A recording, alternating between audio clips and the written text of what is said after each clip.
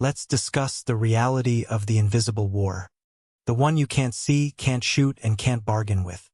When the world ends, the heavy hitters won't be the guys with the most ammunition or the biggest trucks. It will be the microbes. In the old world, a scratch from a rusty nail or a thorn was a minor annoyance, a 5-minute trip for a tetanus shot. In this world, that same scratch is a countdown. It is a slow, pulsing death sentence. Hospitals are now mass graves, and every pharmacy has been picked clean by people who didn't know what they were looking for. Bacteria are the apex predators of the collapse. You are barricaded in a derelict kitchen, the air thick with the smell of damp wood and old grease. Sweat is stinging your eyes, and your leg is throbbing with a rhythmic, agonizing heat. It is red, angry, and streaked with lines of infection. No doctors are coming. No ambulances are screaming down the road. It is just you, the advancing rot, and the absolute necessity to not become pus-filled roadkill. Relax. We are going to manufacture a solution from the garbage. We are going to turn decay into your personal salvation. Step 1. Scavenging for life. You need to locate something carbohydrate-rich and dying. This isn't about nutrition for you. It is about building a nursery for a killer. Find a forgotten loaf of bread in a ransacked pantry. Something stale, something discarded. If you can find a bruised orange or a rotting lemon, even better. The citric acid is a catalyst. Even potato peels dug from a trash heap will suffice. You are looking for a substrate, a landing pad for the spores that are already floating in the air around you. Now, you need to introduce the spark. Smear the surface with a bit of earth or even your own saliva. In the old world, we called this filth. In this world, it is bioseeding. Cleanliness is a luxury that died with the power grid. Once seeded, you need to create a laboratory environment. You need warmth and you need humidity. Stash your samples somewhere dark and damp, perhaps under a leaky roof or in a cellar.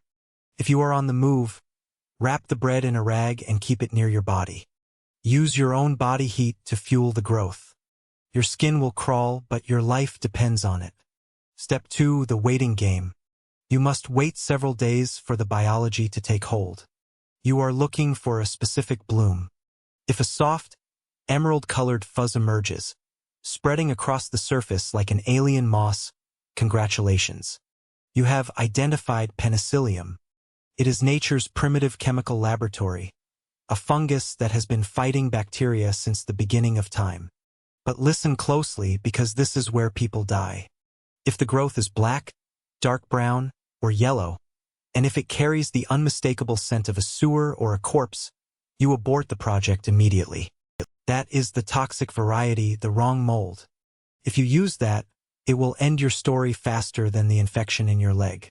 You are looking for that specific green-blue hue. That is the color of the cure. Step 3. The messy extraction. This isn't a sterile lab. It is a wasteland experiment. You need to pulverize that moldy mess. Scrape the green fuzz into a scavenged jar. Add purified water. Not water from a puddle. Not water from a tap that hasn't run in weeks. It must be boiled, filtered, and cooled. Heat it over a scavenged flame until it is safe. Now mix the mold and the water. You are creating a crude suspension. You need to filter out the solids. Use any fabric available, but it must be as clean as possible. A discarded shirt sleeve, a cleanish wrap, a piece of gauze from a long-dead first aid kit. Anything that isn't already teeming with outside contaminants.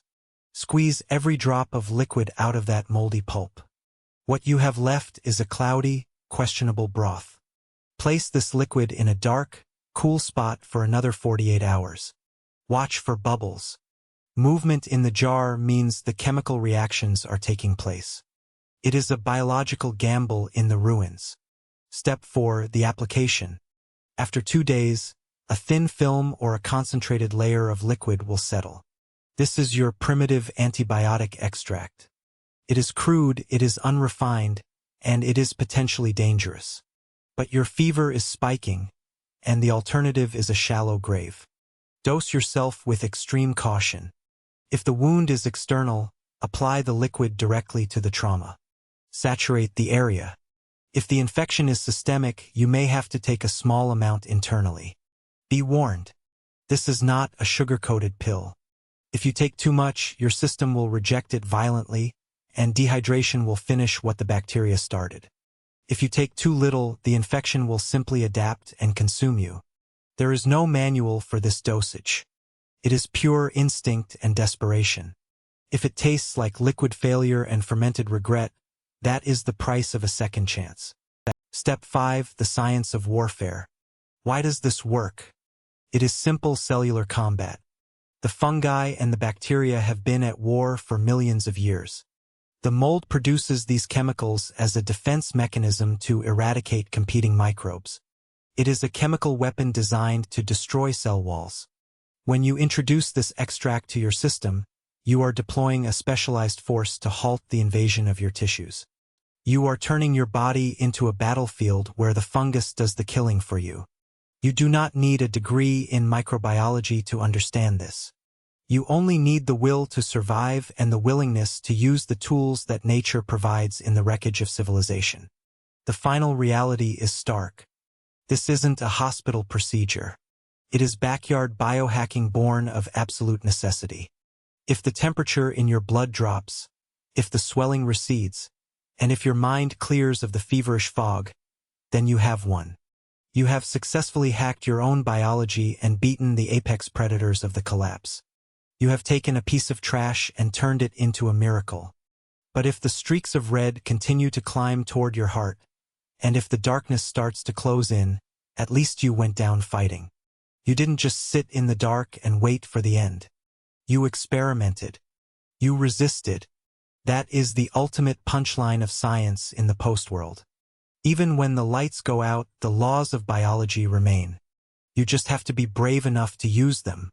Now check your samples. Watch for the green. Survive another day.